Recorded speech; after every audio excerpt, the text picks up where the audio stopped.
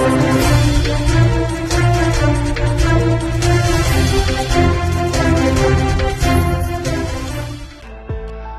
Family કોર્ટમાં ચાલી રહેલા કેસ વચ્ચે પતિએ ડોક્ટર પત્ની પર એસિડ અટેક કર્યા બાદ પોતે પણ ઝેરી દવા પી આપઘાતનો પ્રયાસ કરતા બંને સારવાર માટે હોસ્પિટલે ખસેડાયા હતા. સુરતમાં ચોંકાવનારી ઘટના બની હતી, જેમાં ચાલુ કોર્ટમાં પતિ દ્વારા પત્ની ઉપર એસિડ ફેંકાયું હતું અને ત્યારબાદ પતિએ જાતે પણ ઝેરી દવા ગટગટાવી આપઘાતનો પ્રયાસ કર્યો હતો, જેથી બંનેની સારવાર અર્થે ખાનગી હોસ્પિટલ ખસેડવામાં આવ્યા હતા. તો આ કેસ અંગે મળતી માહિતી મુજબ જિલ્લા સેવા સદન ખાતે 5મી મળી આવેલી ફેમિલી કોર્ટમાં ખાધા ખોરાકીનો કેસ ચાલી રહ્યો હતો, જેમાં અરજદાર અને પક્ષકાર બંને હાજર હતા. કોર્ટ કાર્યવાહી દરમિયાન આયુર્વેદિક ડોક્ટર પત્ની પર પતિ વિનોદ ભાનુશાળીએ એસિડ એટેક કર્યો હતો.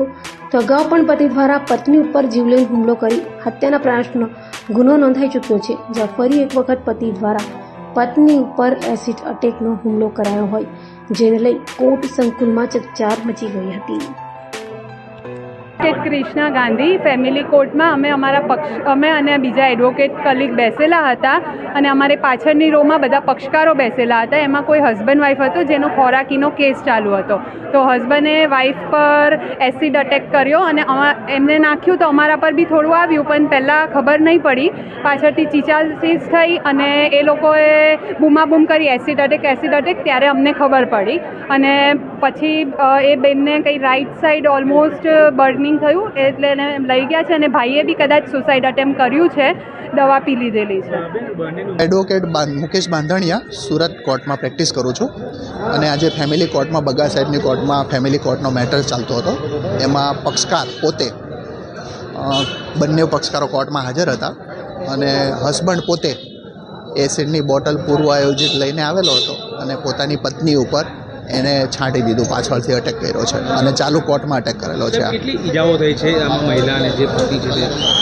આમાં જે મહિલા જે છે એને ખરેખર પાછળથી એસિડની બોટલ નાખવામાં આવી, એટલે ખરેખર બહુ હીન પ્રકારનું કૃત્ય કરેલું છે એવું રેકોર્ડ ઉપર ધ્યાને આવે છે. જેણે એસિડ નાખ્યું છે તેણે પોતે પણ પ્રયાસ કર્યો છે આપઘાતનો, આવું કંઈક?